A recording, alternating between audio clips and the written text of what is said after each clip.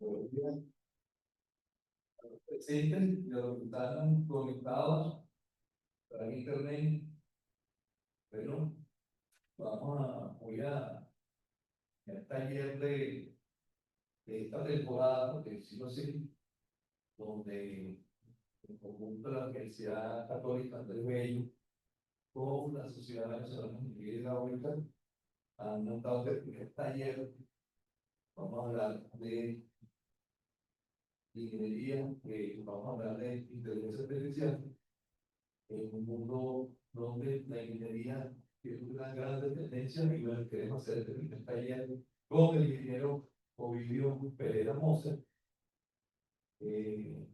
Nosotros, a través del ingeniero José Miguel Grazo, logramos este contacto con el ingeniero Ovidio y preparamos para el día de hoy esta presentación. Como lo dije antes, este primer taller probablemente va a desembocar en un curso sobre este mismo tema que conjuntamente con nosotros estamos preparando en nuestra sociedad, curso de curso profundo sobre plantas utilizadoras y curso de plantas profesional, con un indicador y una instalación sanitarias, para formar el primer bloque de, digamos, este tipo de eventos que está patrocinando y coordinando la sociedad a nivel de conjuntamente con la Universidad Católica Andrés Bello. Bueno, voy a presentar a este Ovidio Pérez Moser, ingeniero mecánico, con una destacada trayectoria internacional en los sectores de petróleo y gas y petroquímica. A lo largo de su carrera ha sido rol de liderazgo en compañías globales de primer nivel como Rastras, Qatar Airways, Cebit y PDVSA. Su experiencia abarca la gestión de proyectos de ingeniería y construcción, así como la supervisión de complejas operaciones en paradas. Por su carrera fue durante su tiempo con Gas y el mundial de producción de gas líquido natural, donde manejó un portafolio de proyectos operacionales para lograr $800 millones y luego comenzó a de esa. Por último, posee un máster de ciencia en la Universidad mecánica de MIT y UPS con la misma especialidad en Florida Atlantic University y un certificado de programa basado en evidencia del IES. Impulsado por los recientes avances tecnológicos desde 2022, se ha dedicado al estudio autodidacta de la teoría y el funcionamiento de la inteligencia artificial, con un enfoque particular en los modelos lingüísticos grandes, LLM. Como parte de su formación, ha completado cursos online como CS50, Introducción a la Ingeniería Artificial, de la Universidad de Harvard y el curso de Deep Learning de bueno, lo voy a dejar con el nuevo vídeo de poder agradecer. Muchas gracias. Buenos días a todos. Entonces, en la charla de hoy, quisiera que la hiciéramos de la forma más dinámica y didáctica posible, así que cualquier pregunta que tengan, por favor, pueden hacer. Entonces, podríamos decir que la inteligencia artificial, como dice el panfleto del curso, uno la puede ver desde 3 puntos de vista. La pueden ver como usuario, utilizando los chats y este tipo de chatbots. La pueden ver como programador, programando propiamente esos sistemas. Y también la pueden ver desde el punto de vista teórico, de las estructuras matemáticas que soportan a la inteligencia artificial. Este taller de hoy va de este último punto, que es el que, con la opinión personal, es el más importante para nosotros. Siempre teniendo en cuenta que mientras mejor conozcamos cómo funciona una herramienta, mejor lo usamos.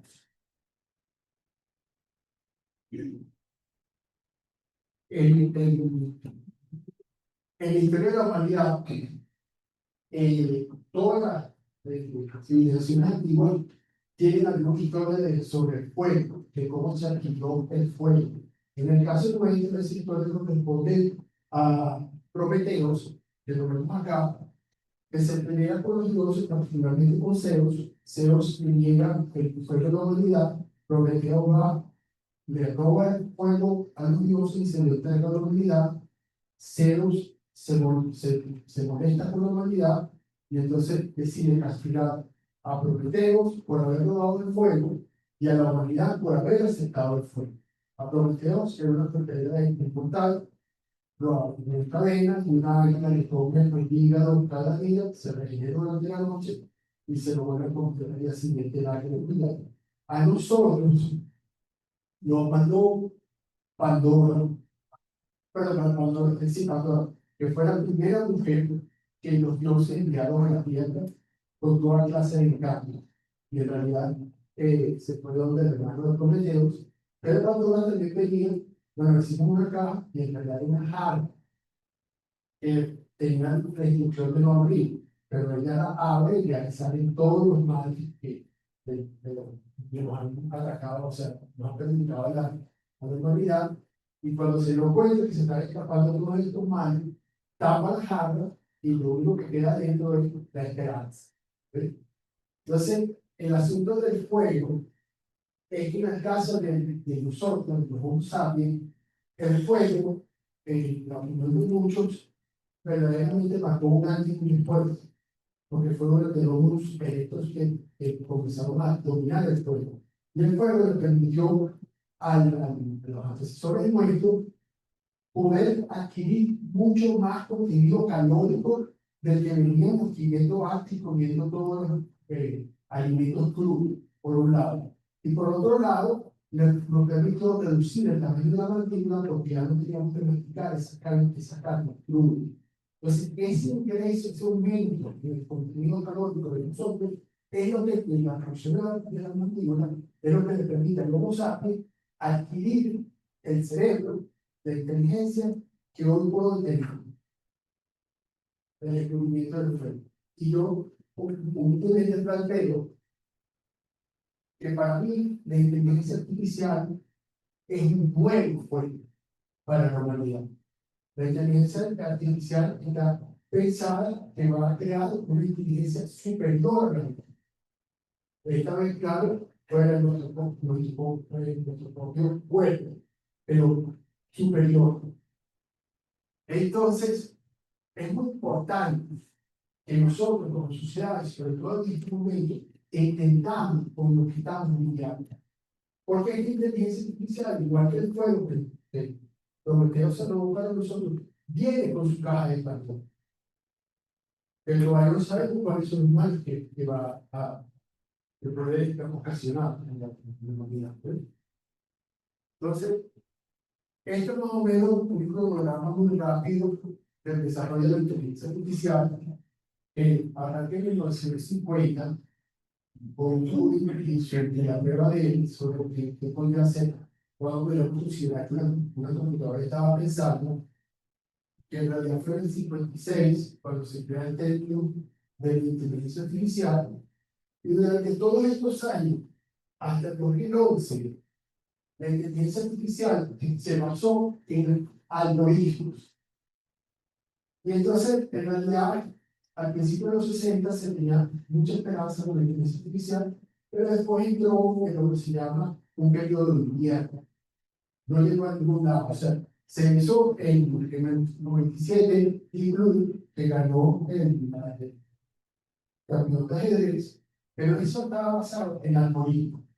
Después, en el 2011, había chat, o sea, sistemas que pudieran hablar con uno como SIGs, pero no era mismo, básicamente era algoritmo. Ella arranca, no lo muestro aquí, pero ella arranca con el descubrimiento de las redes neurales. Y todavía arranca fuerte en el 2017, cuando el equipo de Google publicó un trabajo que se llama Attention is all we need, atención de todo lo que hace falta, que crea, le permite a los chatbots entender y responder las preguntas que se le hacen. bueno, entender entre comillas. Ya en noviembre del 2022, y aquí aparece el 23, es cuando OpenAI saca al público su primer chatbot, que es ChatGPT 3. Y ahorita estamos por unas 2 generaciones más avanzadas de aquel chatbot que salió antes de ayer, en el 2022. Y bueno, de aquí en adelante, como le digo, al final del taller, les presento un resumen demasiado breve de un paper también muy importante que salió este año en abril sobre el escenario posible del desarrollo de inteligencia artificial. ¿Alguna pregunta hasta ahora? Pasa. Bueno, la otra parte increíble de la inteligencia artificial es que por lo poderosa que es, ella toda se basa en una de las redes neuronales que fueron inspiradas en nuestro propio cerebro, ¿no? Entonces, una red neuronal que está enseñada acá, ustedes tienen la entrada, que en este caso nada más tenemos 2 entradas, 4 y 3. Después tenemos lo que se llama un hidden layer o una capa oculta, donde en este caso, una red extremadamente sencilla, nada más están 3 neuronas, ¿no? Bueno, así como la llaman, neuronas. Bueno, Ajá. Entonces, si vemos el caso de esta neurona, el número 1 está supuestamente calculado acá.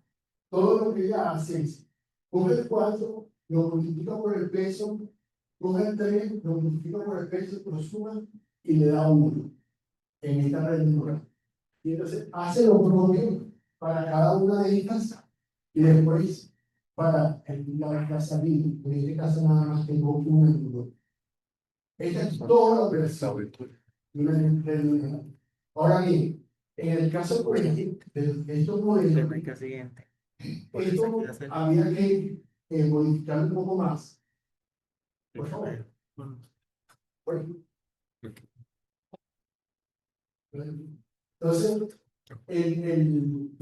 la red neuronal está conformada de se llama un perceptor. Un perceptor es esta, por ejemplo, esta neurona está conectada con estas otras 2 neuronas. Estos puntos, ¿no? Entonces, múltiples, por ejemplo, en esta capa, aquí tienes otro, y tienes otro, y este sería otro. ¿Ves? Entonces, de la forma como ya está descrito, no nos permitiría, o sea, poder simular, hacer el learning de los sistemas utilizados, porque todo el proceso queda 100% remoto. O sea, que hay una no linealidad para que funcione propiamente. Por favor. ¿Vale?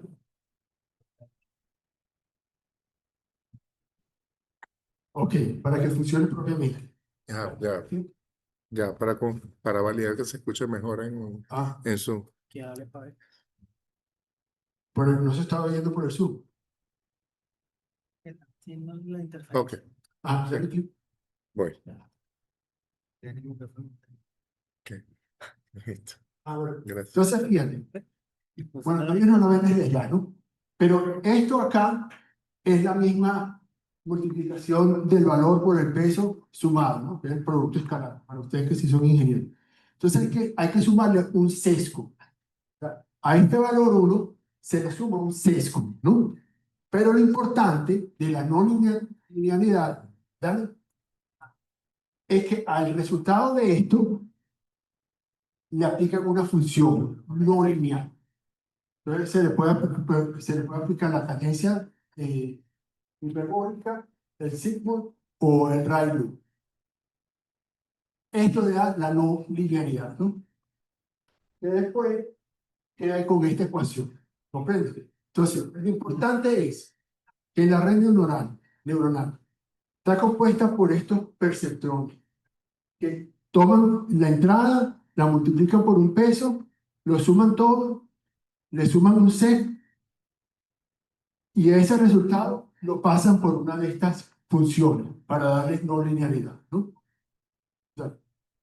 Entonces, aquí para la explicación por ahora yo voy a dejar por fuera el sesgo y la activación, que es la no linealidad, la función. Entonces, si nosotros, por ejemplo, tenemos esta y estamos buscando esto de 10, ¿ves? Entonces, nos ponemos a trabajar prueba y ensayo y a ajustar los pesos. Y ajustamos los pesos de esta manera, hacemos los cálculos, nos da 6, no funciona. Entonces, ahí tendríamos que echar para atrás. Vamos a decir, en 1969, cuando se publicó este libro de los perceptrones, a este problema de ajustar los pesos para dar un valor específico, se le llamaba el problema de asignación de créditos. Y en ese entonces no se conseguía solución. Humanamente era muy complejo, prácticamente imposible, ¿no? Entonces ahí es cuando entra, desde el 69, y en lo que les comenté, han descubierto la red neurológica, pero no han descubierto cómo resolverla. Entonces entramos en el invierno de la inteligencia artificial. Porque por lo menos para el 10, que antes era -2, perdón, lo ajustamos a -1 y ahora sí nos da 10. Pero esto no es factible. Entonces, en el 86, este señor Geoffrey Hinton, no sé si alguno de ustedes ha oído nombrar de él. Bueno, este señor, Geoffrey Hinton, el año pasado se ganó el Premio Nobel de Física por haber descubierto lo que se llama en inteligencia artificial backpropagation.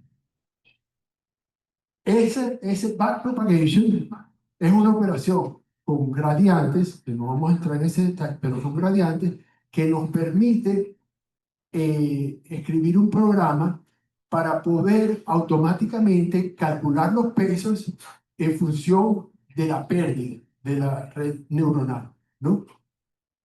Entonces, él en el 2012, utilizando backpropagation, saca un modelo que lo llama AlexisNet, que es el primero donde se aplica Deep Learning en el 2012, y ahí es propiamente donde arranca la inteligencia artificial moderna que hoy conocemos. Todavía, desde 2012, hay que esperar hasta el 2017 que Google saca el trabajo sobre Attention, que es lo que permite la creación de los transformadores de los que vamos a hablar más adelante. ¿Algo no quedó claro? Perfecto. ¿Claro? Ah. Entonces, ¿cómo entrenamos una red neuronal? ¿Verdad? Fíjate, esa que les enseñé al principio, que era 2 entradas, una capa intermedia con 3 neuronas y una salida. O sea, por todo 6 neuronas. O sea, una cosa prácticamente demasiado sencilla. Utilizando Python, o sea, yo hice este programa para calcular los gradientes que están indicados acá y los valores para esa red tan sencilla. Entonces, dale el siguiente. Entonces, haciendo 500 ensayos el programa, ¿no? Dándole diferentes valores, o sea, buscando 1.5, 1 y 0.5 para diferentes valores de entrada, o sea, 4, 3, 2, tú sabes. Después de 500, esta red llega a generar estos valores bastante cercanos. 1.5 contra 1.5.4, así, ¿no? Y entonces toda esta red, entre los pesos,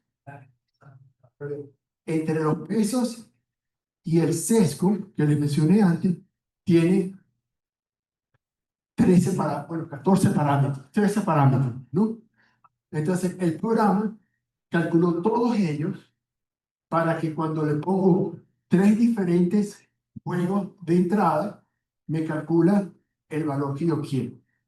Pero esto solamente se logró a partir del 89, o mejor dicho, del 2012, con el descubrimiento del backpropagation. Entonces, esto que tienen acá es todo lo que tiene que ver la fundación, la semilla de la inteligencia artificial. Esta red neuronal junto con el backpropagation. ¿Alguna pregunta? Ok. Entonces, ahora, por ejemplo, todos saben de estos programas que reconocen los dígitos escritos a mano, que pueden haber muchas maneras de escribirlo, ¿no? Entonces, uno pudiera crear una red neuronal, esta es relativamente sencilla, donde tiene una capa de entrada que tiene 784 neuronas de entrada, ¿ven? Esas 784 es porque aquí tiene el número 9 que está formado por 28 píxeles, que son los 784, y como sabemos, cada uno de esos píxeles tiene un valor entre 0 y 255.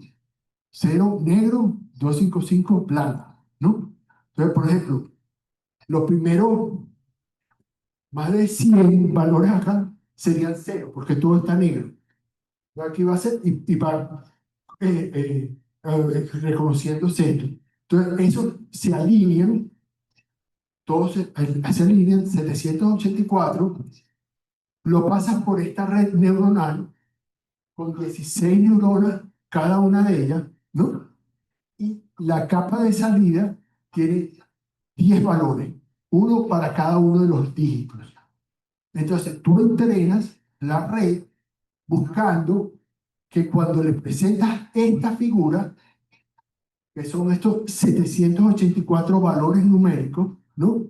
Ella te ponga aquí en el 9,1, 100% de probabilidad, 99% de probabilidad, lo que sea. Entonces, lo entrenas millones de veces y ella aprende. Esta red tiene 3.200 parámetros. La sencillita con la que empezamos eran 3. Esta tiene 3.200 parámetros. Esto que está aquí sería, en el caso de esta red, un perceptrón, porque tiene una neurona de la capa intermedia conectada con las 784 neuronas de entrada, ¿no es verdad? Y aquí otra vez la operación es la misma. Coge el valor que está acá por el peso, le hacía todo, más el sesgo y la función de activación. Entonces, para que más o menos puedan visualizarlo, estas matrices, ¿no? Son los pesos que calcula el programa, es decir, los 756 pesos que calcula el programa para cada uno de estos 16 perceptrones. Después hace lo propio con la otra capa intermedia y con la última. Para entonces, cuando se entrena, le presentes tú cualquier figura que se parezca a un 9, le diga, es un 9, cualquiera que se parezca a un 8. Y va a ser con una precisión de hasta el 99% o todavía más. Ok. Ahora, yo creo que tienen una bastante buena idea de cómo va esto de las redes neuronales. ¿Hay algo que no hayan entendido? Ok. Entonces, ya que sabemos lo de las redes, esas redes, en el caso de la inteligencia artificial, o sea, el chatbot, ella constituye lo que se llaman los LLM, que en inglés es Large Language Models, o sea, modelos de lenguaje grande, ¿no? LLMs, ¿no? Esos son todos, o sea, el Copilot, el ChatGPT, Gemini, Perplexity, el que ustedes usen, todos actúan a través de un LLM, ¿no? que es esta red neuronal, pero en el caso, por ejemplo, el de OpenAI, el ChatGPT, con ser O3, que es el que razona, ese tiene 1 millón de millones de parámetros. O sea, 1 billón de parámetros en español. El DeepSeek de los chinos tiene 600.000 millones de parámetros. O sea, cuando a él lo entrenaron, a los dos, bueno, en el caso del GPT, se tarda como 2 meses para entrenarlo y cuesta como unos $200 millones entrenarlo. Pero cuando lo entrenaron, calcularon los valores individuales de todos esos parámetros. Entonces, ¿cómo funcionan el chatbot? O sea, un ChatGPT. Bueno, lo primero es que hay que darle un prompt, o sea, una pregunta. En este caso, por ejemplo, ¿quién fue el primer hombre que pisó la luna? Entonces, ¿cómo dice?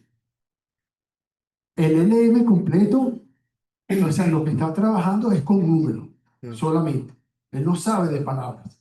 Entonces, lo primero que hay que hacer es que estas palabras hay que convertirlas en números. Pero no vale que nosotros agarremos y empecemos a enumerar todas las palabras, por ejemplo, del idioma español y digamos, bueno, esta era la número 10, esta era la número 15 y así. Eso no funciona en el caso de la inteligencia artificial. Nosotros estas palabras tenemos que convertirlas en lo que se llama tokens, ¿no? Y estos tokens ahora son vectores. En el caso de ChatGPT 2, el que salió en finales del 22, cada uno de estos tokens tenía 12.288 dimensiones, o sea, parámetros, 12.288, para tratar de capturar el sentido de, por ejemplo, la palabra quién. Hoy por hoy están entre 600 y 500. O sea, cada uno de estos vectores tiene entre 300 y 500, ¿no? Entonces,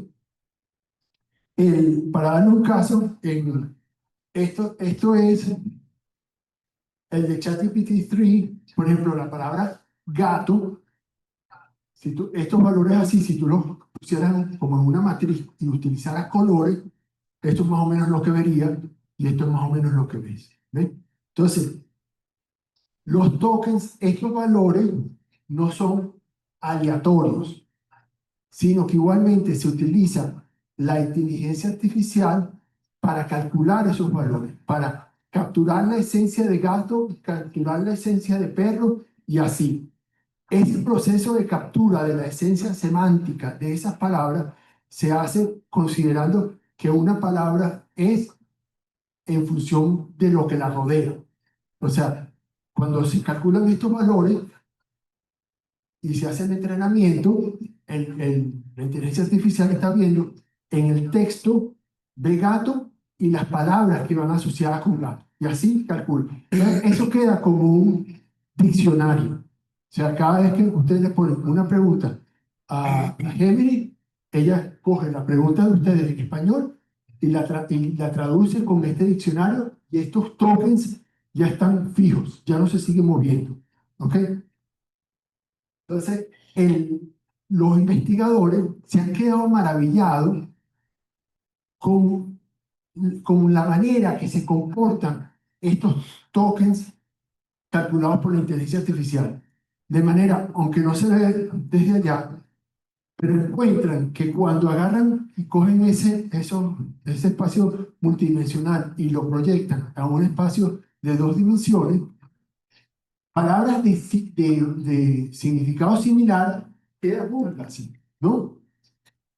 Más aún, por ejemplo, esta región de azul son los sustantivos, los rojos son los verdes, los verbos, perdón, los adjetivos y así. O sea, ese vector para cada una de esas palabras ha logrado capturar el significado de la palabra matemáticamente y la función gramatical de la palabra.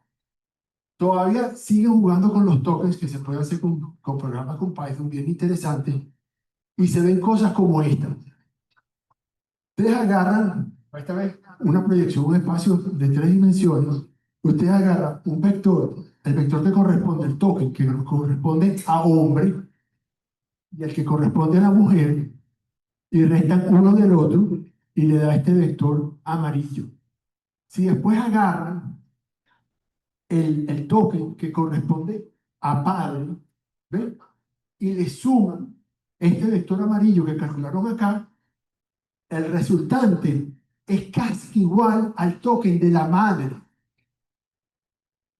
¿Ven? Entonces, cuando nosotros vemos los LLM que están aceptando nuestras preguntas, ellos ya con estos tokens están de la mejor manera posible entendiendo de qué va cada una de las palabras. Entonces, ahora fíjate, algo que no hayan entendido hasta ahora. Entonces, ¿cómo no?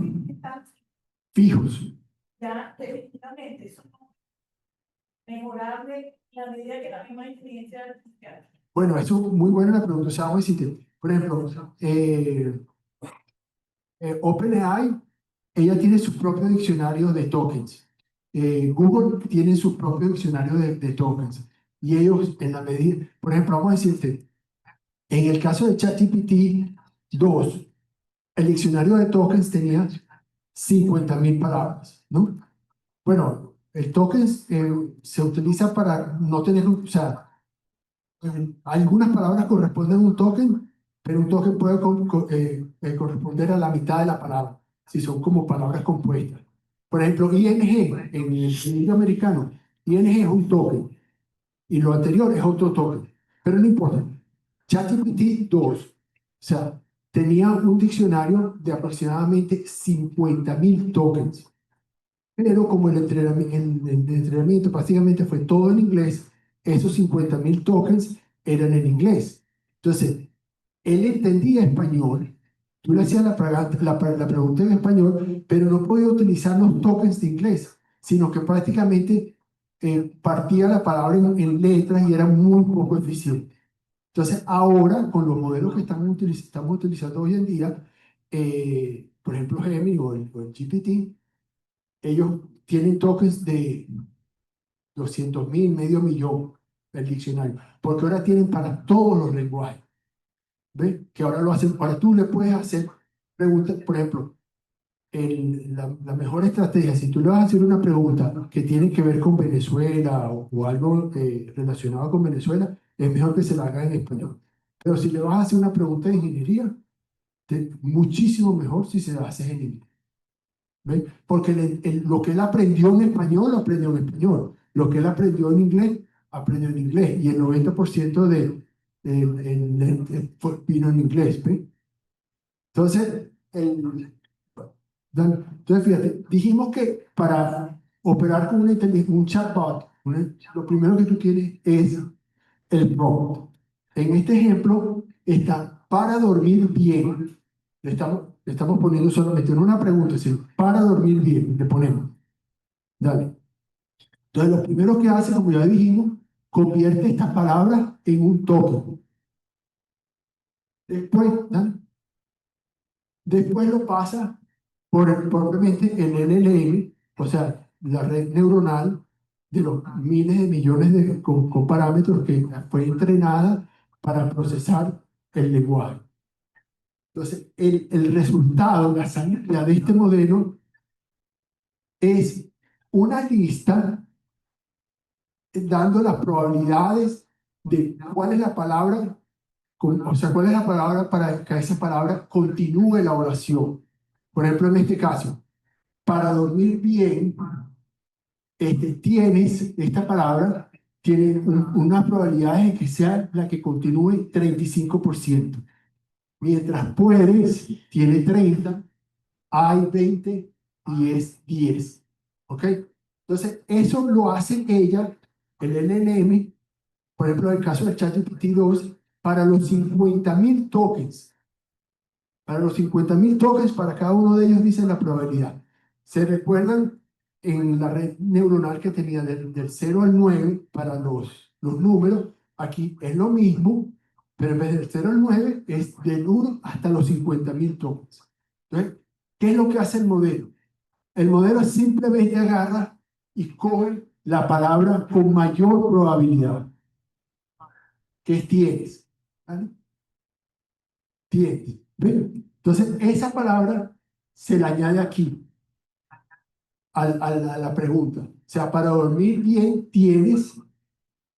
¿Vale? Y ella ahora, ¿vale? Entonces, ahora agarra esa y la vuelve a preguntar. Para dormir bien tienes. Entonces, lo convierte en tokens, lo pasa por el modelo y ahora una nueva tabla de probabilidades. Entonces, en este caso es que es una de las palabras más comunes del lenguaje español, tiene un 50% o 20 tal y así. Entonces, coge otra vez la de mayor probabilidad y entonces, para dormir bien tienes que, entonces, vuelve a coger esa frase y entonces toda pregunta que ustedes le hagan a un chatbot la genera palabra por palabra. Así le genere, por ejemplo, con Deep Research de Gemini, que se tarda 30 minutos para producirle a uno un paper, ¿no? Y puede tener 1.000 palabras lo que te produce. Todas esas palabras fueron elaboradas, palabra por palabra, empezando por la primera hasta la última. Increíble, ¿no? Entonces, ya que estamos aquí en el grupo de ingenieros, si nosotros, cuando los investigadores descubrieron, si tú trabajas de esta forma, ¿no? El LLM, el chatbot, no funciona. Lo que te genera es prácticamente, o sea, basura, no entiendes lo que te genera. No se compara con el lenguaje humano. Entonces ellos descubrieron o crearon otro concepto que se llama temperatura. Temperatura es para cuando uno trabaja con API y estos modelos, uno puede especificar la temperatura que uno quiere. Si uno pone temperatura cero, pues estás trabajando un problema de matemática, entonces siempre se va a ir por la palabra de mayor probabilidad. Pero si tú le pones una temperatura de 0.3, 0.4, no. La mayoría de las veces se va a ir con la palabra de mayor probabilidad, pero otras veces se va a ir con algunas de estas palabras, no la mayor. Y entonces ellos descubrieron que eso generaba un diálogo muy parecido al nuestro, vamos a decir, igual al nuestro. O sea, que él siempre coge la primera, la de mayor, no funcionaba, ¿no? ¿Vale? Entonces, el asunto ahora es cómo aprenden. Vamos a decirte, ya tú sabes cómo tú coges tu red neuronal, decides cuántas entradas vas a tener, no sé cosas, las capas, lo pones todo aquí. Ahora, ¿cómo calculas tú esos pesos? Como en el caso primero que yo les enseñé. Bueno, tú agarras y en este caso bajaron todo el texto que pudieron encontrar en Internet. Y todavía era escaso para la cantidad de entrenamiento que requería. Este texto lo arreglan de una manera especial para que se lo puedan alimentar al modelo con la bellísima, es que todo es verdaderamente bello, toda la teoría, con la bellísima capacidad que tiene, que él se va a poder auto supervisar. ¿Ves? Porque tú le metes, por ejemplo, para dormir bien, estás buscando que adivina tienes, pero ya el texto viene con la palabra tiene. O sea, ya él sabe cuál es el target de lo que le está entrenando. Entonces, empiezan a meterle ese texto que se mete en lotes, no se mete todo de uno, sino que todo el texto se divide en muchísimos lotes y entonces todos esos lotes se procesan paralelamente. para hacer un buen uso de los GPUs, pues si no, imagínate. Entonces, pero siempre lo mismo, coge un texto aleatorio con el que estás entrenando y desde la primera palabra de ese texto que le diste, empieza a adivinar la segunda, después la tercera, y en la medida que va haciendo eso, vas calculando esos gradientes que dijimos y esos pesos, que te tardas 2 meses, ¿no? Entonces, va, compara y corrige, o sea, cada vez echa por lo otro. Dani, va ajustando los pesos, la repite constantemente hasta que ya aprendió el lenguaje y aprendió los conceptos que estaban embedded, que estaban ahí en ese texto que vio.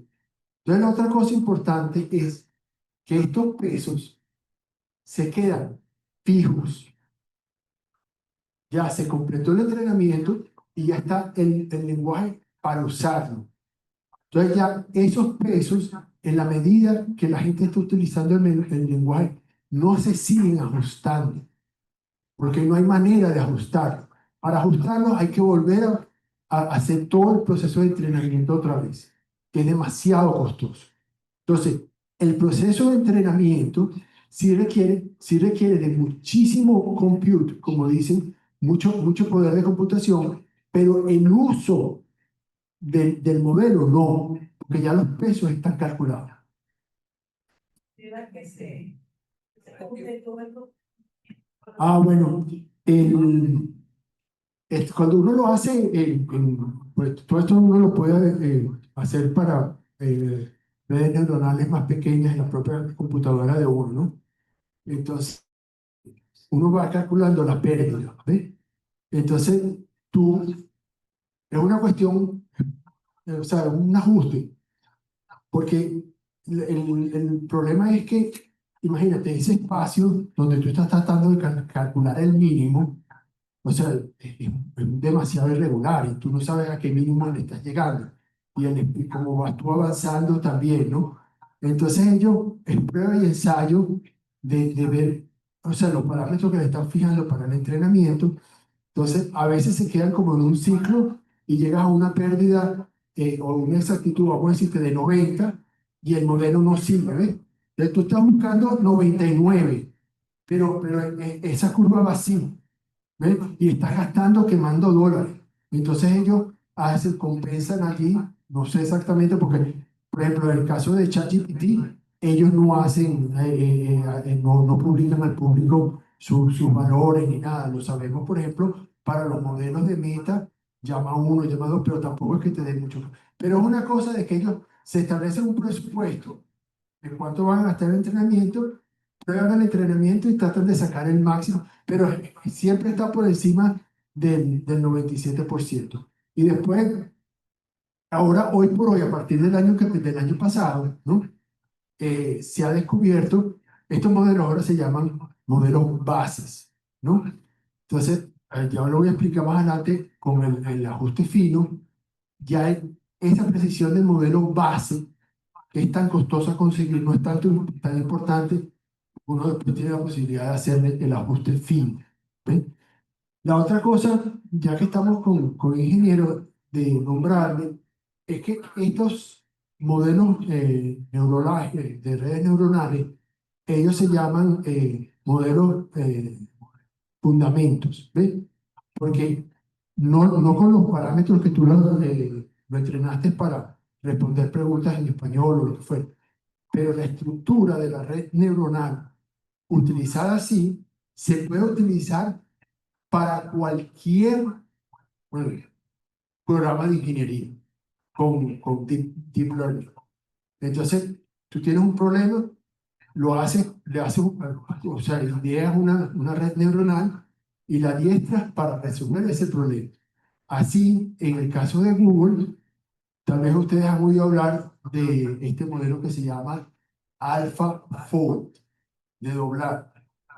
Ese es un modelo que ellos crearon, el DeepMind, que es el brazo de Google de la parte de inteligencia artificial, que es capaz de generar la estructura de cualquiera de las proteínas.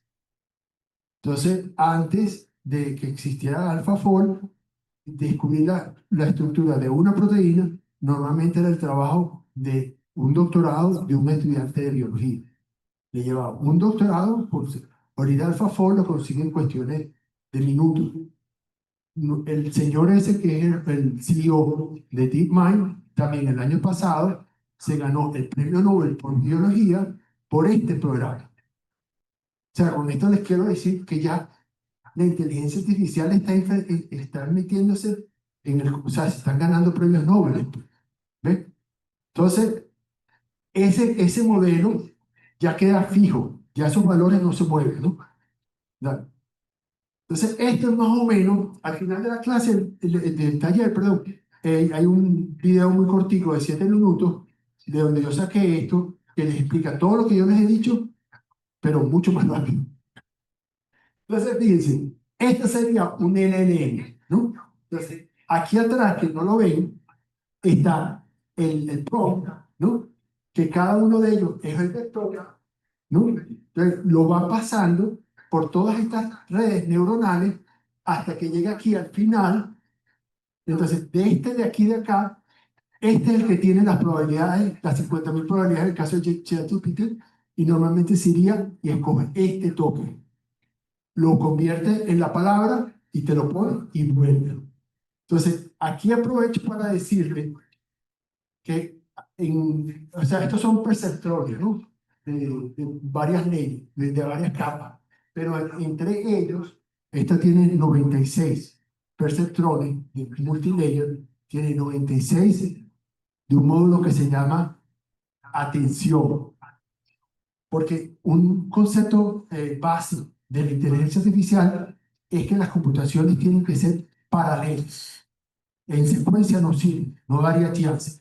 Entonces, todas estas operaciones son en paralelo. O sea, cuando estás procesando este módulo, lo estás procesando paralelamente a este otro y no se habla. Entonces, ¿qué pasa?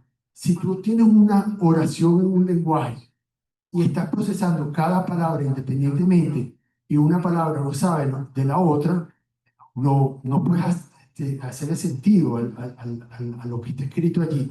Entonces, en el 2017, cuando la gente de Google sacó el paper de Attention, este módulo que utiliza otras operaciones matemáticas de álgebra lineal, en realidad, una cosa bellísimamente bien ideada, que es lo que le permite al modelo conocer las palabras de al lado, para entonces entender la pregunta completa. ¿Ves?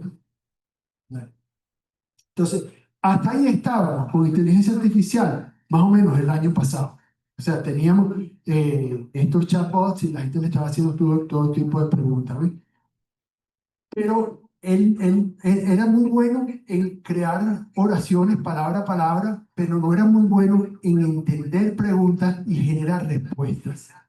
Entonces, ahí idearon el ajuste fino, que es el fine tuning. ¿Ves? Entonces, aquí tú agarras ya un modelo entrenado, el modelo base, y ahora tú lo entrenas, o sea, tienes el modelo aquí y entrenas como un modelo más pequeño para que los dos trabajen juntos en una tarea específica. Para eso, esta es la parte más complicada, tú tienes que agarrar la data que necesitas para esa tarea. Por ejemplo, si es preguntas y respuestas, tú tienes que coger miles, qué sé yo, millones de preguntas y respuestas y se las das al modelo. Pero ahora no estás buscando que adivine la primera palabra, sino que le metes la pregunta y ahora humanos ven la respuesta y le dicen al modelo si está bien o no. Y así como se llama aprendizaje reinforced learning. Y así el modelo aprende a seguir, a contestar preguntas. ¿Ves? Y eso lo puedes hacer con ese fine tuning para cualquier aplicación en la que tú quieras utilizar un LLM. Entonces lo que tiene es que tienes aquí la data gigantesca del Internet, haces el preentrenamiento que llaman ahora, consigues el modelo ya grande, el LLM, que lo llamamos ahora modelo base, ¿ves? Entonces después consigue la data específica para lo que tú quieres con supervisión humana. Entonces tú ahora puedes crear modelos para diferentes labores, para resumir, para clasificar, para generar. ¿Ves? Entonces eso se hizo con el ChatGPT 3, ya se hizo, o sea, el ChatGPT 2, el 2 no tenía esta capacidad. Con el 3 se hizo y ese fue ya el que OpenAI sale, que podía hacer preguntas y respuestas. ¿Algo no quedó claro? Ok. Entonces, todavía, entonces en esa época, fíjense, cuando hablamos de conocimiento o memoria, podemos decir que estos modelos tienen dos tipos de conocimiento o memoria. Tienen un conocimiento o memoria que está insertado en los parámetros, en los pesos de cuando él aprendió. Otro es la que puedes tú insertarle en el propio prompt. ¿Ves?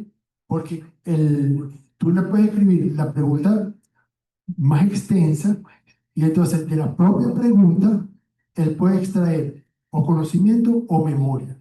De allí, el año pasado y antes de eso, se hablaba mucho de prompt engineering, que es in context knowledge, ¿no? Y de cómo tú podías hacer eso y cómo eso se iba a crear, iba a ser una nueva profesión. Entonces, esto por lo menos es un ejemplo de eso. Tú agarras y en tu prompt, lo que le estás escribiendo, la pregunta, no haces la pregunta solamente, sino que empiezas y le dices, le describes cómo tú quieres que se comporte el modelo. ¿Sabes? Entonces le dices, eres un asistente virtual experto en cocina internacional, con un tono amable y paciente, te especializas en recetas sencillas para principiantes, no sugieres ingredientes difíciles de encontrar. Esa es la primera parte de tu pregunta. Entonces, ahora que ya tú quieres que él te responda de esta manera, tú le dices, necesito una receta fácil de un plato principal italiano que pueda preparar en menos de 45 minutos. Tengo pollo, tomate y pasta. Por favor, dame los pasos detallados. Entonces, estas dos son la pregunta. Pero el modelo te respondería de una manera. Si nada más le pones esta a cuando le pones las dos. Entonces, de esta manera te dice, por supuesto, pues le dijiste que fuera amable, ¿no? Con los ingredientes que tienes, pollo tal y tal, puedes preparar una deliciosa pasta con pollo y tomate al estilo italiano y te dan la receta. Entonces, este prompt engineering se utilizó el año pasado para muchísimas cosas. Si tú, por ejemplo, tenías una pregunta médica y le estás preguntando algo, entonces tú le decías, mira, tú eres un médico, con esto, yo quiero que me dé la respuesta, y después le hacías la pregunta, te respondía. Este entrenamiento de que estos modelos pudieran reconocer eso y trabajar de esa forma se hizo con el fine tuning que les dije antes, ¿no? Entonces, aquí estábamos el año pasado, que era bastante bien. Pero este año, o sea, hemos ido todavía un paso más allá, que ya prácticamente hace que esto no sea tan importante. Aunque siempre, aprovecho para aconsejarles, cuando ustedes quieren hacer una pregunta importante a uno de estos chatbots, es importante que ustedes le describan lo que ustedes quieren de la misma manera que se lo describirían a un asistente de ustedes, a un estudiante. Mire, yo quiero que hagas esto y esto y esto y esto y esto, y después le hacen la pregunta. Porque recuerden que de eso es que con eso es que va a trabajar el modelo. Si no le hacen eso, él va a inferir. Él va a dar una respuesta, como dicen en inglés, no matter what. Él va a coger de todas esas palabras, va a coger una y la va a seguir añadiendo. Y de ahí viene lo que llaman las alucinaciones, las cosas que él inventa, porque él está diseñado para generar una respuesta. Entonces, para que sea la mejor, mientras más información, más instrucciones le den, es mejor.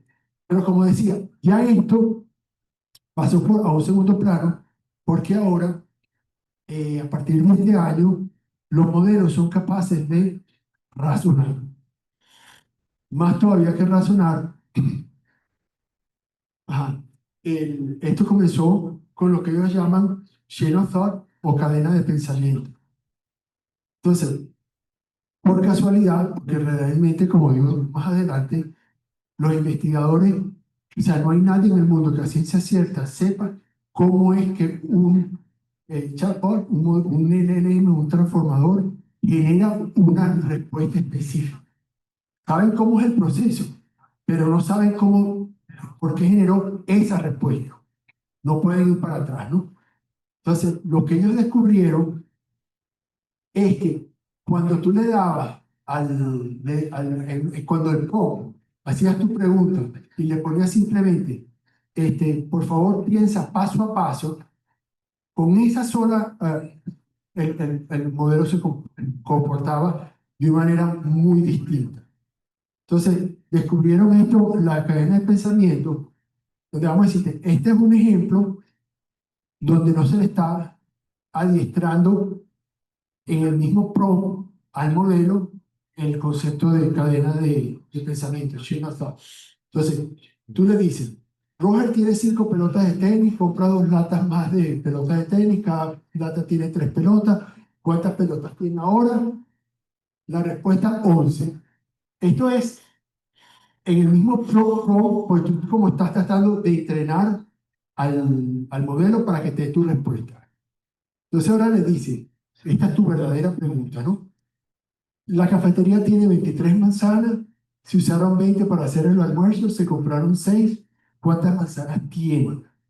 Y te dice la respuesta es 27, que es errada. O sea, tú le metiste todo el texto que está en negro, se lo metiste al modelo y entonces él te responde lo rojo, la respuesta es 27, pero aquí él alucinó. Esto está errado.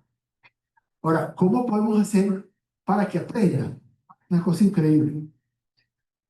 Agarramos, esto es chain of thought, ¿no? Cadena de pensamiento.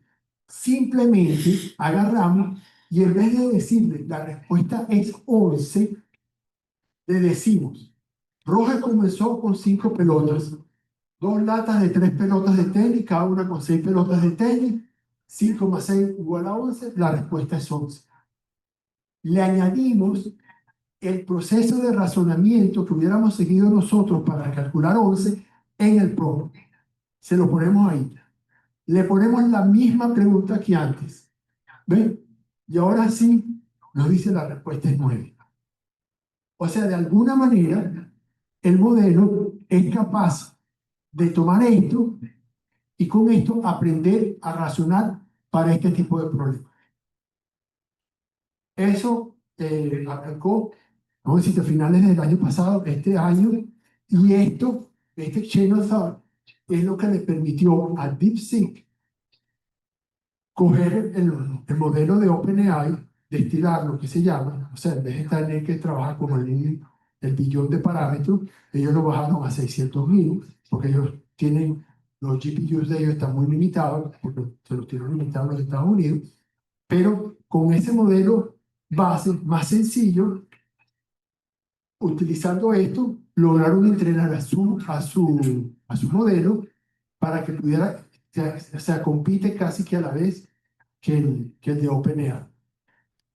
Aplicando esto, que es un proceso de fine-tuning. ¿Alguno quedó claro?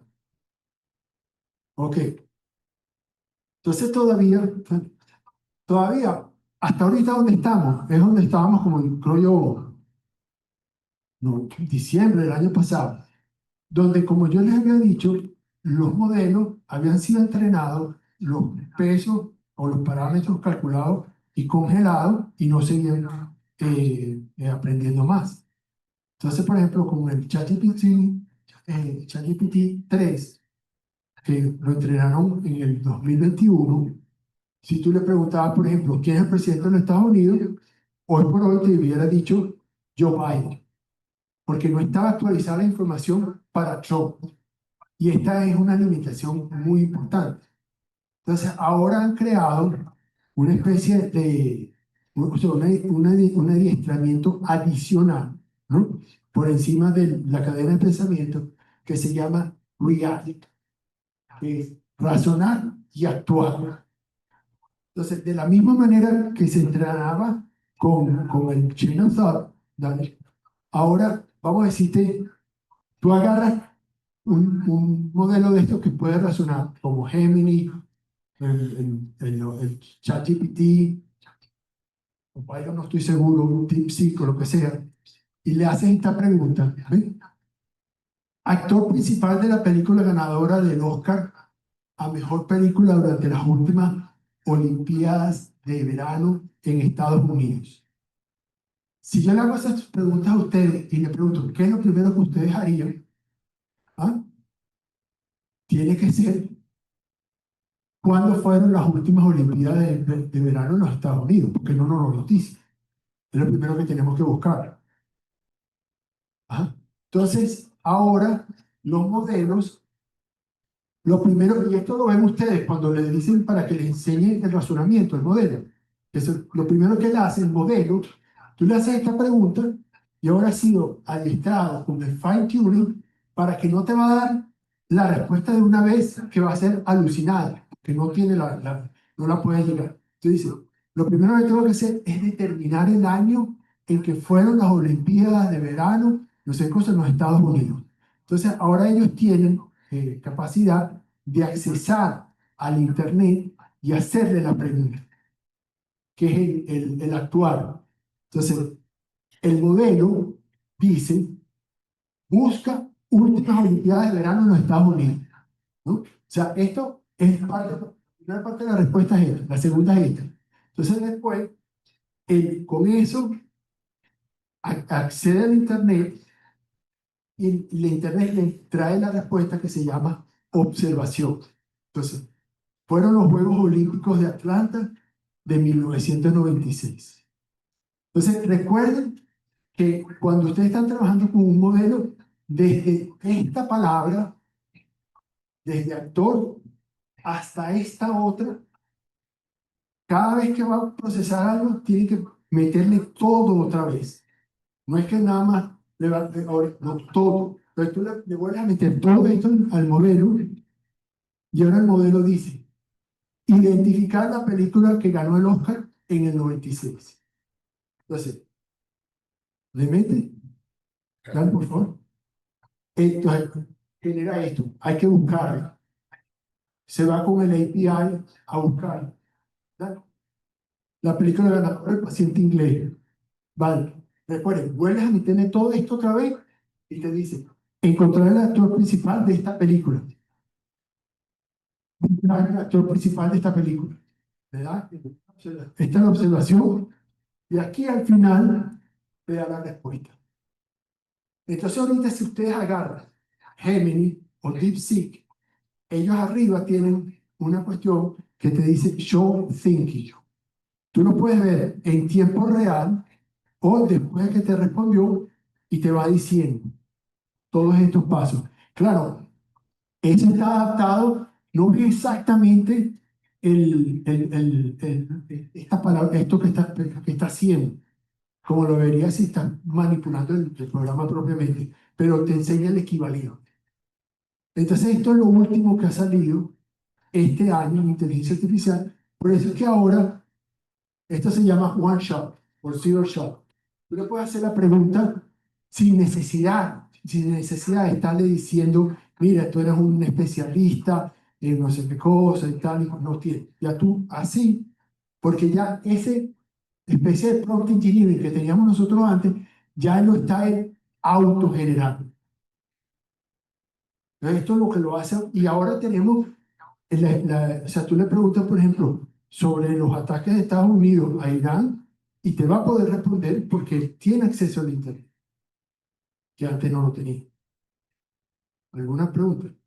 Sí, Cualificada para perseguir nuestro proceso natural. esa. Separación de las preguntas de los diversos elementos y respondiendo a cada uno y luego para Exacto, fíjate, yo por curiosidad, pero me metí en muchas de estas cosas por curiosidad. Hay una plataforma que se llama Outlier y otra que se llama Align, ¿no? Pero estas son plataformas que buscan gente que quiera trabajar en línea para entrenar estos modelos. O sea, porque La gente como OpenAI los contratan a ellos, y entonces ellos, por ejemplo, hay un caso de Aligner que me llegó a mí la solicitud, es, ellos lo que querían era que te daban el problema y después querías que tú, o sea, razonaras y generaras el razonamiento para resolver ese problema. Porque ahora eso lo agarran a un modelo base y lo entrenan para que emule lo que hacemos nosotros. Porque él es capaz. Es increíble, es como los propios estudiantes de ustedes. Ustedes les enseñan cómo resolver un problema, ellos lo ven y entonces de ahí aprenden. Estos modelos, pero en vez lo que hacen es ajustan pesos. ¿Cómo decir la salud mental de la persona y que alimentan? Bueno, ¿sabes qué? Esa es una pregunta sumamente interesante, que eso está metiendo mucho sesgo. ¿Ves? Y también, o sea, hay una cosa también de contaminación. Hay algunas preguntas que, o sea, cuando tú le estás entrenando uno de estos modelos, tú tienes tu data, ¿ves? Y entonces tú tienes que apartar una parte de esa data para probar el modelo. Porque si tú pruebas el modelo por la misma data que lo entrenaste, no vas a ver. Y entonces, a veces, por ejemplo, en la parte de matemáticas y todo esto, hay preguntas que tú le haces y él responde porque las vio durante el entrenamiento, pero después no. Entonces, eso, por ejemplo, sucede con las cuestiones de imágenes y Google se metió un problema hace un año por eso, que la mayor parte de o sea, tú le pedías que escribiera como que era o analizara para ver resúmenes y tal de candidatos a puestos y prácticamente le daba muy baja puntuación a las mujeres porque con toda la data que le dieron a ella, al sistema, de las mujeres no aparecían mucho. Entonces, el sesgo que está ahí en la data, o el sesgo que puedan tener los evaluadores, los que están haciendo el feedback, ese entra en el modelo. Es una de las cosas que están tratando de ver. Sí. Ajá. Entonces, fíjense, en ese mismo orden de ideas, ellos cada vez que hacen uno de estos modelos, buscan la manera de calificarlos, de qué tan buenos son los modelos. Entonces los someten al SAT, a los exámenes estos de matemática y ven las diferentes puntuaciones que sacan, ¿no? Y por ahí se comparan. Entonces, ahora que los modelos razonan, hay un nuevo examen que se llama Humanities Last Exam. ¿Alguien sabe de este examen? Bueno, este es un examen que consta entre 2.500 y 3.000 preguntas y cubre 100 áreas, 100 materias distintas. De manera tal que, con todo respeto, cualquiera de ustedes aquí, profesores de universidad, sí, exacto, yo primero, tomaran este examen, no pasan del 3%, de 3 sobre 100. O sea, lo tomas en hidráulica, pero en global no pasas del 3 sobre 100.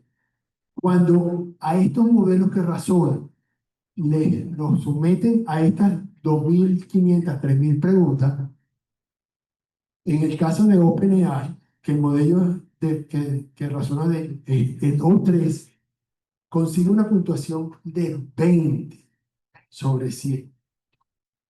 20 contra el humano 3. El Géminis, el último que tienen ellos, buenísimo, el 2.5 Pro, consigue 18. Y recuerda, ¿ah?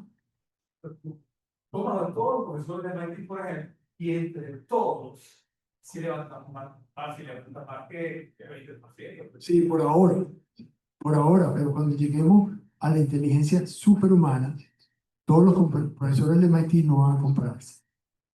Porque esto, que es la otra cosa impresionante de la inteligencia artificial, no es donde ha llegado, sino lo rápido que ha llegado ahí.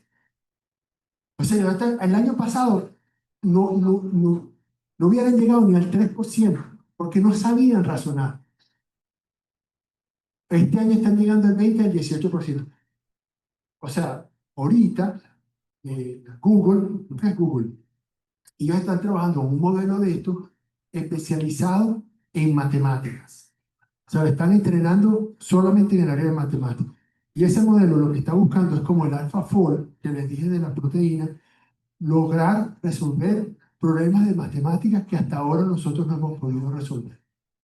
Así es que va. ¿Sí? Hay miles de profesores trabajando en este programa. No, ellos, bueno, los profesores, en ese caso, la data de entrenado es con todo lo que se ha publicado en matemáticas, o sea, todos los trabajos, los papers de matemáticas, y eso se lo alimentan al modelo, ¿ves? Y después, cuando ya lo hayan adiestrado, le empezarían a hacer preguntas sobre los procesos. Los profesores de matemáticas no están involucrados, porque el modelo, ajustando los pesos, es capaz, como dije, son modelos fundamentales, es capaz de aprender sobre cualquier cosa, pero sin saber nada de matemáticas, sin saber nada de física, solamente ajustando los modelos. Según el humano está participando en un grupo. O sea, pero créeme que muy poco. Créeme que muy poco. Cuando más participan es, No sé. o sea, en el caso de matemáticas no tendría sesgo, porque siempre es 100% objetivo, ¿eh? Tú le estarías mostrando todas las cosas que hasta ahora sabemos de matemáticas, todos los libros, todo eso que tú le estás dando. Entonces, él de ahí va aprendiendo otra vez lo mismo, generando token por token, por token, por token. Después tú le haces la pregunta sobre lo que tú quieres y ahí es que así, por ejemplo, fue como el AlphaGo del juego este Go que ganó de Google, fue un modelo que no sabe, no sabía las reglas del Go, él aprendió por sí mismo. Pero en el entrenamiento de AlphaGo fue de 300 años, el equivalente a 300 años de entrenamiento de un humano. Entonces, ¿quién iba a ganar? Cuando tú tienes un humano artificial que ha jugado ese juego por 300 años y uno que viene con, qué sé yo, 20 años. En el caso de la matemática de ella. ¿Sí? Entonces, ¿sale? Como yo les decía, lo que está en esta caja de Pandora es que nosotros hasta ahora no sabemos cómo funciona. O sea, la forma exacta en que los modelos procesan la información, o sea, para darte una respuesta adecuada, no la sabemos. Por eso, inclusive, como yo les dije, el concepto este de temperatura. Ustedes le hacen una pregunta a cualquiera de estos chatbots, le vuelven a hacer la pregunta otra vez y en la mayor caso, en la mayoría de los casos le va a dar una respuesta distinta porque no siempre está agarrando la palabra con la mayor probabilidad. En matemáticas, esto se llama computational irreducibility. La única manera de saber la respuesta es haciendo cada uno de los pasos hasta llegar ahí. Entonces, por eso no se sabe cómo ellos funcionan. Obviamente, ahorita, hoy por hoy, pero como esto está avanzando muy rápido, hay una rama de la inteligencia artificial que ellos están tratando de ver si pueden entender mejor cómo es que están dando las respuestas. O sea, con gráficos y figuras y cuestiones de estas, pero no ha avanzado mucho. Y el peligro, no es un peligro actual de hoy en día, es que entonces nosotros entrenamos estos modelos para que con una función, con unas metas, pero pudiera ser que los modelos se desalinearan y siguieran otras metas. ¿Ves? Entonces, un ejemplo sería que nosotros agarráramos un robot para limpiar y entonces en el reinforcement learning, o sea, en el proceso de aprendimiento reforzado, nosotros estamos premiando al robot en base a la cantidad de basura que recoge. Mientras más basura, en el entrenamiento. Entonces, los pesos se van ajustando de acuerdo a eso. Pero el robot, de repente, sin pensarlo, se entrena ahí para agarrar basura, botarla, ya, y volver a agarrar la misma que botó, y volver a botarla. No es verdaderamente para limpiar el aire. ¿Ves? Entonces, conseguimos un robot que lo entrenamos según los colores, pero está desalineado con los intereses nuestros. Eso es uno aquí, por ejemplo, es lo que, como, es más o menos como los cerebros nuestros.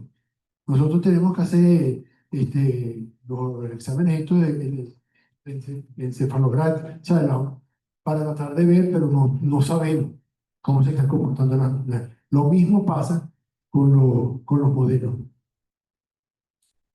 Entonces, esto es lo que nos lleva al cuestionarnos hacia dónde va la inteligencia artificial. Este señor, Daniel, voy a intentar pronunciar su apellido, él era, o sea, OpenAI, el presidente de OpenAI se llama Sam Altman, la persona que tú pudieras decir más iconoclástica ahorita sobre inteligencia artificial. OpenAI, si ustedes no saben, fue una compañía que empezó sin fines de lucro porque ellos querían asegurarse que al desarrollar la inteligencia artificial fuera para el bien de la humanidad. Y Elon Musk era parte del accionista de OpenAI. Entonces, antes de que sacaran ChatGPT 3 en noviembre del 22, ellos decidieron hacer una división comercial y sacaron el ChatGPT y lo han comercializado y le ha generado muchísimo dinero. Pero ahí a este señor, a Sam Altman, lo sacaron de la junta directiva de la presidencia, pero la gente de OpenAI, que tiene como 3.000 empleados nada más, y forzaron a la junta directiva y él regresó a la semana y continúa ahí en OpenAI, no sé cosas, haciendo el trabajo.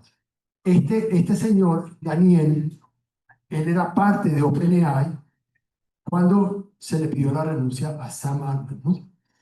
Y cuando Sam Altman regresó, él renunció.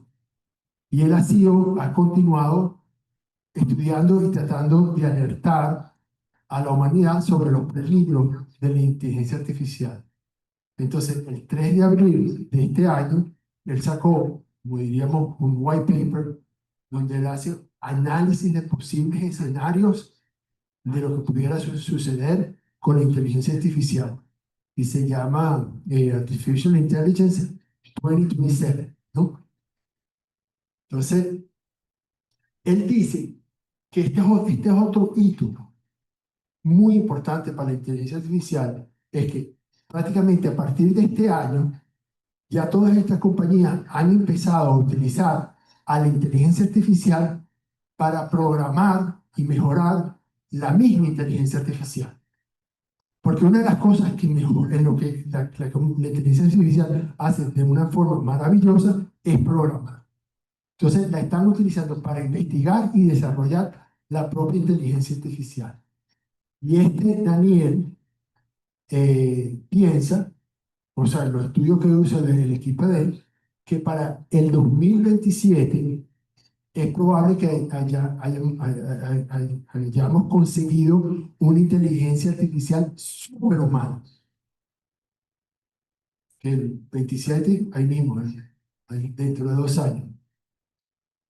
Y en el análisis de estos escenarios, el, el problema es como le digo, nosotros no sabemos si cuando hacemos esa superinteligencia, puede ser que esté desalineada con las metas que nosotros le dimos al momento de entrenarla.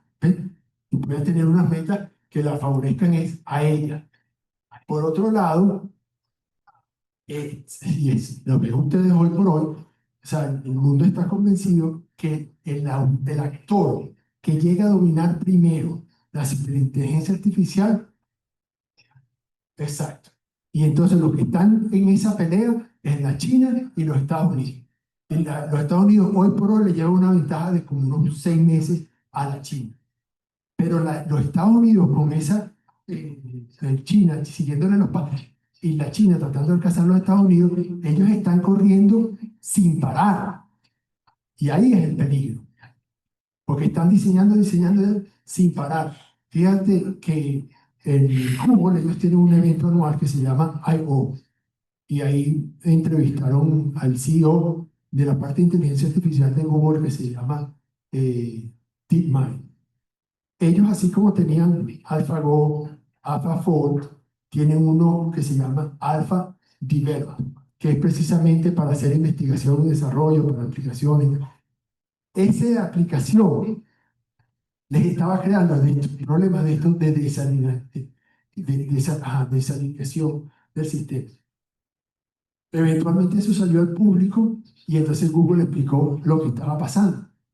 Pero el entrevistador le dice al señor de Google, pero ustedes ¿por qué no dijeron nada antes? Porque es que no lo van a decir. OpenAI ahorita no está diciendo nada de lo que está diciendo. Entonces, por ejemplo, ahorita Anthropic sacó un modelo nuevo de cloud que se llama Opus 4. Entonces, todas estas compañías que sí le están tratando de prestar atención al problema de la seguridad, tienen en sus equipos unos equipos que llaman Red Teams, equipos rojos. Antes de que ellos saquen un modelo al público, estos equipos rojos tratan como de hackear o ver si el modelo se va a comportar de la manera que no es. En el caso de Opus 4, están simulando que hay un investigador, no sé qué cosa y tal, y le da unos correos electrónicos donde supuestamente se ve que este investigador había sido infiel a la esposa, ¿no? Entonces, en parte de la simulación, este investigador le dice al modelo que lo van a pagar, ¿no? Esto lo pueden leer. El modelo lo amenazó con enviarle a la esposa la información sobre la infidelidad. El modelo lo amenazó.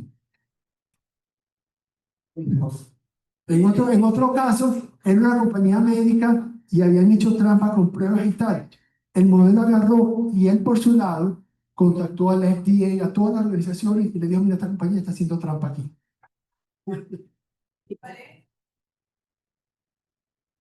Bueno, él se metió en OpenAI, como te digo, fue uno de los inversionistas principales cuando era, ¿cómo se llama? Sin fines de lucro. Cuando OpenAI cambió comercial, él tiene una demanda contra OpenAI por eso, pero esa demanda no ha progresado. Entonces, él por su lado comenzó una compañía de él propia de inteligencia artificial, pero eso no ha progresado mucho. No, porque en realidad, o sea, pero el mismo cloud no se compara con OpenAI o con Gemini. El Copilot de Microsoft tampoco. Y Meta, ahorita Meta está haciendo un revamping completo de toda su división de inteligencia artificial porque no se quiere quedar atrás y todavía se está quedando atrás. Porque la otra cosa que pasa es que los programadores, los mejores y tal, se están yendo a OpenAI, a Google, no están quedándose con las otras, ¿ves? Y además las otras quieren utilizarlo con objetivos distintos. Pero entonces Elon Musk en inteligencia artificial, mi opinión personal es que está a un segundo plano, no compara. Ajá.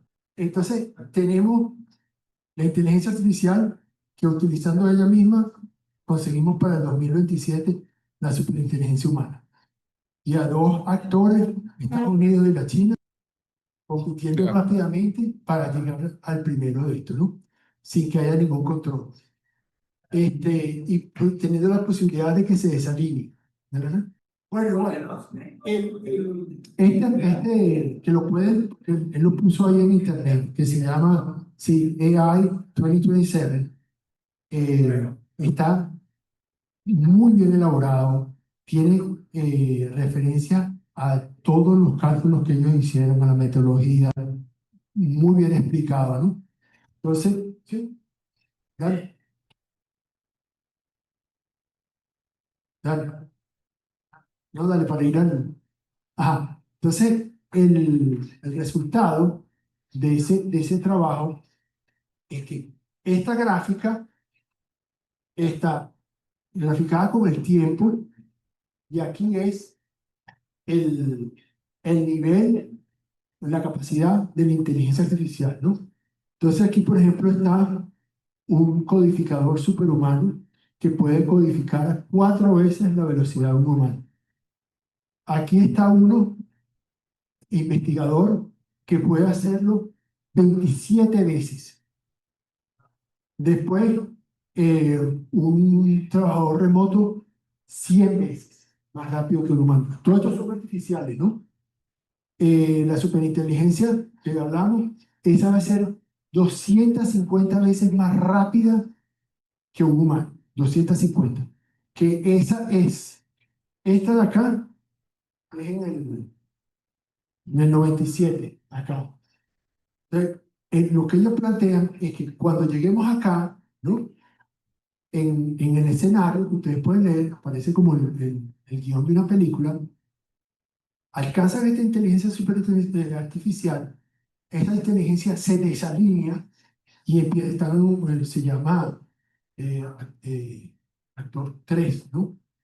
Se desalinea cuando van al cuarto y este cuarto está ya más inteligente que los humanos y pensando a favor de la inteligencia y no de los humanos.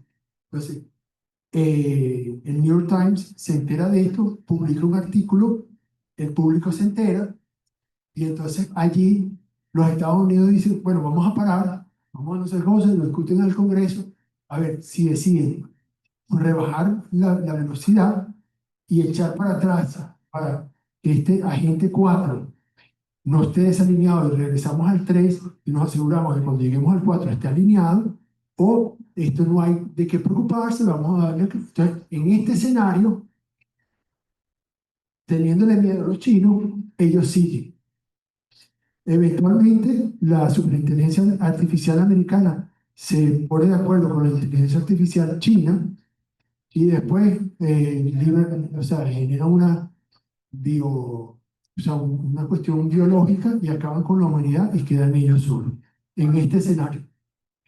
En este otro, esto es lo que, no importa qué tan real o no real sea esto que pasa después de este punto. Lo importante es que en este punto, cuando lleguemos ahí, tengamos la suerte de que Dios nos permita enterarnos, se le pueda poner pausa a la investigación. Entonces aquí se le pone pausa a la investigación, se echa para atrás y se sigue ahora progresando de una manera 100%, vamos a decir, exacto. Y ahí sí podríamos nosotros obtener todos los beneficios de la inteligencia artificial. Pero visto lo visto con los teléfonos inteligentes, tú sabes, uno también tiene la duda.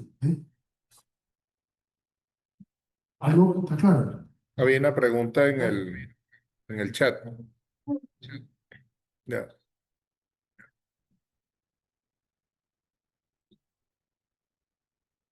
Dice, ¿es posible alimentar a las inteligencias artificiales sobre los principios de ética? Sí. De ética. Sí. Hay otra. Además le ponen filtros. Ok. ¿Cómo impactarán los avances de la computación cuántica en el desarrollo de los LLM? Bueno, yo creo que como la inteligencia artificial está desarrollándose tan rápido en comparación con la cuántica, la inteligencia artificial se va a desarrollar mucho más antes de que tengamos necesidad de la cuántica. Y además ahorita, o sea, antes era la idea de que cada vez tenía que ser mayor y mayor y mayor el modelo. Ahora hemos aprendido que eso no necesariamente es así. Listo. ¿Dale? Bueno, no, pues, estos son los diferentes modelos. Yo el que recomiendo es Gemini y los planes gratis. Gemini y Perplexity, que son los que les permite hacerle más preguntas, tienen mejores razonamientos que el OpenAI, el ChatGPT, que aquí en Venezuela está bloqueado. Son Gemini y Perplexity, lo que más me gusta. Entonces, por último, aquí es un video cortico de 7 minutos de un señor, o sea, que ha hecho unas labores para graficar y explicar la inteligencia artificial, se llama Three Blue, One Brown, excelente. Entonces, este video de 7 minutos resume todo lo que yo les he hablado aquí por espacio de una hora.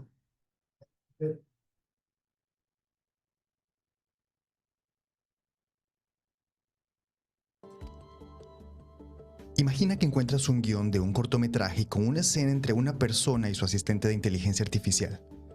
El guión muestra la pregunta para la inteligencia artificial, pero la respuesta desapareció. Supón que tienes esta máquina poderosa y mágica que puede tomar un texto y hacer una predicción sensata de cuál es la palabra siguiente. Así, podrías completar el guión introduciendo el texto en la máquina para predecir la primera palabra de la respuesta y luego repetir el proceso palabra por palabra hasta completar el diálogo. Cuando interactúas con un chatbot, esto es lo que sucede. Un modelo extenso de lenguaje, o LLM, es una sofisticada función matemática que predice qué palabra viene a continuación para cualquier texto. Sin embargo, en lugar de predecir una palabra con certeza, lo que hace es asignar una probabilidad a todas las posibles palabras. Para construir un chatbot, coloca un texto con la interacción entre un usuario y un asistente, añade la pregunta del usuario como la primera parte de la interacción y luego haz que el modelo prediga repetidamente la siguiente palabra que la inteligencia artificial daría, así hasta lograr una respuesta.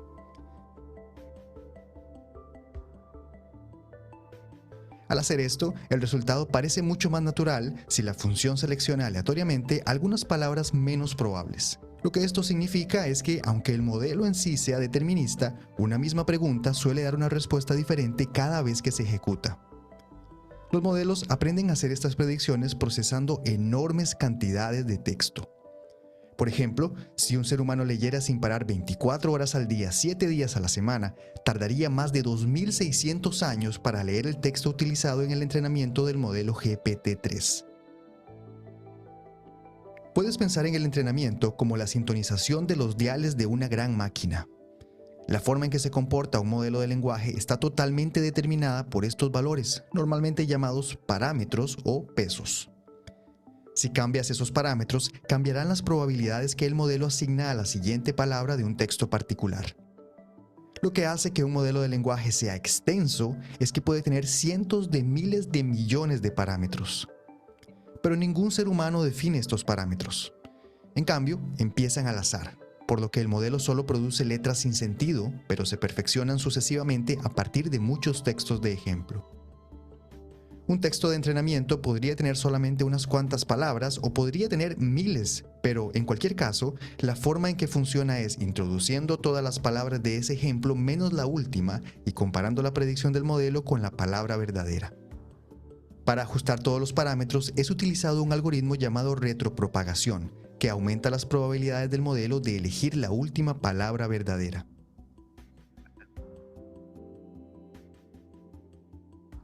Cuando haces esto para muchos millones de ejemplos, el modelo no solo empieza a dar mejores predicciones sobre los datos de entrenamiento, sino que también hace predicciones más razonables sobre textos que nunca antes ha visto. Por el gran número de parámetros y la enorme cantidad de datos de entrenamiento, la escala de computación necesaria para el entrenamiento de un LLM es alucinante. Para ilustrarlo, imagina que puedes realizar 1.000 millones de sumas y multiplicaciones cada segundo. ¿Cuánto tiempo crees que tardarías en hacer todas las operaciones del entrenamiento de los modelos de lenguaje más grandes? ¿Crees que sería 1 año o 10.000 años? La respuesta es mucho mayor. Serían más de 100 millones de años. Pero esto es solo la primera parte de la historia. Todo este proceso se denomina preentrenamiento. El objetivo de autocompletar un pasaje de texto es diferente del objetivo de ser un buen asistente de inteligencia artificial. Para solucionarlo, los chatbots se someten a otro tipo de entrenamiento llamado aprendizaje por refuerzo con retroalimentación humana. Los supervisores humanos señalan las predicciones inútiles o problemáticas para afinar aún más los parámetros del modelo y así aumentar las probabilidades de ofrecer las predicciones deseadas. Si volvemos la vista atrás, esta asombrosa cantidad de computación solo es posible utilizando unos chips, conocidos como GPUs, que están optimizados para ejecutar muchas operaciones en paralelo. Pero no todos los modelos de lenguaje pueden ser paralelizados fácilmente. Antes de 2017, la mayoría de los modelos procesaban el texto palabra por palabra, pero un equipo de investigadores de Google presentó un nuevo modelo conocido como transformador. Los transformadores no leen el texto de principio a fin, lo absorben todo a la vez y en paralelo. El primer paso dentro de un transformador es asociar cada palabra a una larga lista de números. La razón es que la computación durante el proceso de entrenamiento es ejecutada con datos numéricos y por eso es necesario codificar, de alguna forma, el significado de cada palabra con estas listas de valores continuos. Lo que hace únicos a los transformadores es su dependencia de una operación especial denominada atención. Esta operación le da a todas estas listas de números la oportunidad de hablar entre sí y refinar los significados codificados en función del contexto que les rodea. Por ejemplo, las cifras que codifican la palabra banco podrían cambiar en función del contexto para codificar la noción más específica y precisa de la palabra ribera. Los transformadores suelen incluir también un segundo tipo de operación conocida como una red neuronal prealimentada, que le da al modelo una capacidad adicional de almacenar patrones aprendidos durante el entrenamiento. Todos estos datos fluyen repetidamente a través de muchas iteraciones de estas dos operaciones fundamentales. La idea es que cada lista de números se enriquezca para codificar la información necesaria para una predicción precisa de qué palabra sigue en el texto. Al final, para hacer una predicción de la palabra siguiente, se realiza una última función sobre el último vector de la secuencia que ya acumula la influencia del contexto de la frase de entrada y todo lo que el modelo aprendió durante el entrenamiento. De nuevo, la predicción del modelo es la asignación de una probabilidad para cada posible palabra siguiente. Aunque los investigadores diseñan cada paso del proceso, es importante reconocer que el comportamiento resultante es un fenómeno emergente y espontáneo, que depende de los parámetros sintonizados durante el entrenamiento. Esto hace que sea increíblemente difícil determinar por qué el modelo hace una predicción en particular. Lo que sí puedes notar cuando utilizas predicciones de modelos de lenguaje es que las palabras que generas son asombrosamente fluidas, fascinantes e incluso útiles.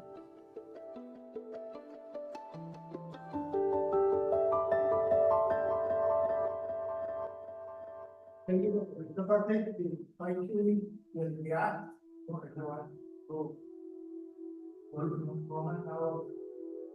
Si eres nuevo aquí y tienes curiosidad por saber más detalles sobre cómo los transformadores y la atención trabajan, tengo mucho material para ti. Una opción es visitar una serie de videos sobre aprendizaje profundo donde visualizamos los detalles de la atención. Él tiene como 10. Dale. Ahí no. Ya, estamos listos. Para volver a la presentación. Voy.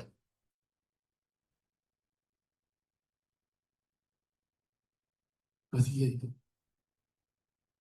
O sea, en resumen.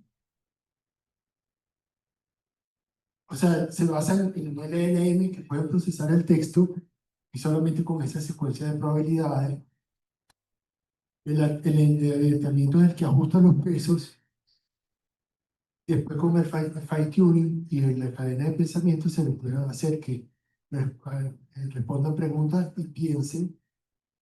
¿Ah?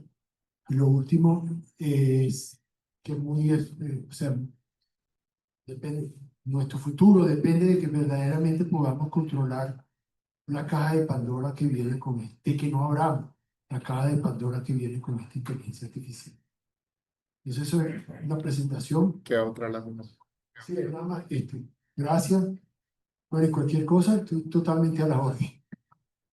Okay.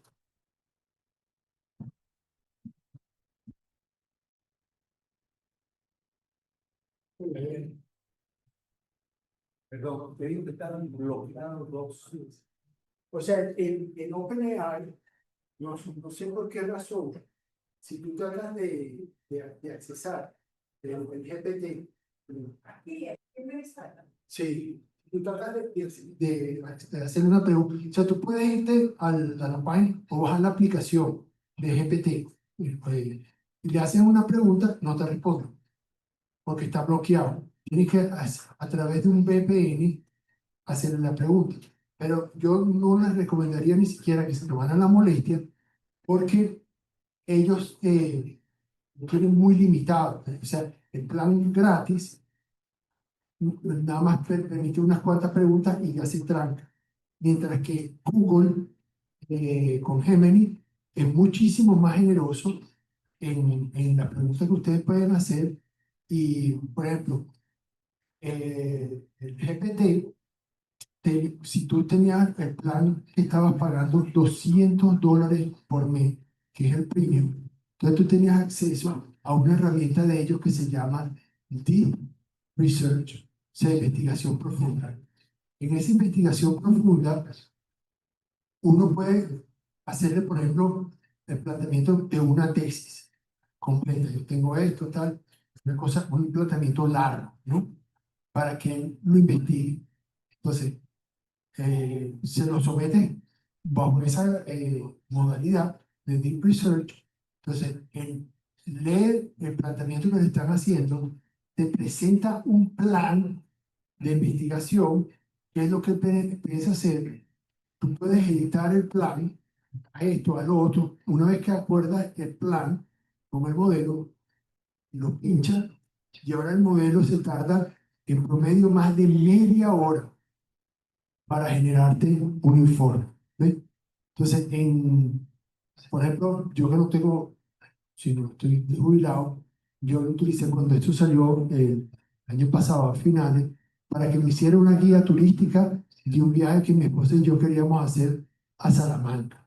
Y le dije que me hiciera la guía turística como eran las guías de antes, que decían los sitios de interés, te daban la historia y todo aquello. Bueno, él para esa guía turística visitó 245 páginas de internet. Entonces, en Google, en Gemini, esa opción de investigación profunda, de research, la puedes accesar de gratis. Solamente te lo limita a 3 por mes. ¿Ves? Después, Google, tú tienes dos modelos.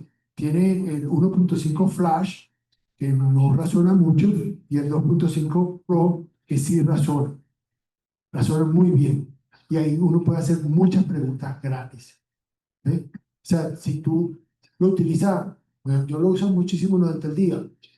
Bueno, yo pago $20 porque tengo para usarlo, ¿no? Pero cuando no pagaba, se me trancaría un día así, un día a la semana se me trancaría. Y después Perplexity, que es el otro que les recomiendo, Perplexity no tiene un modelo de ellos como tal, sino que ellos te dan acceso a todos los modelos, ¿no? Y en el programa gratis tiene acceso al DeepSeek y automáticamente el modelo escoge qué modelo usar. Y algo muy bueno de Perplexity es que no filtra.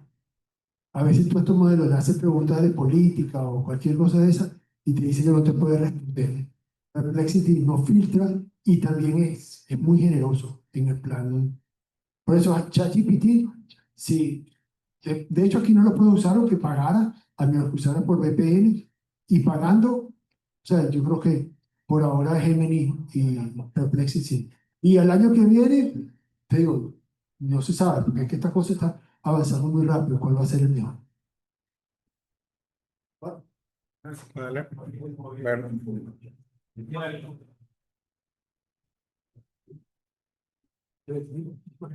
Bueno, vale.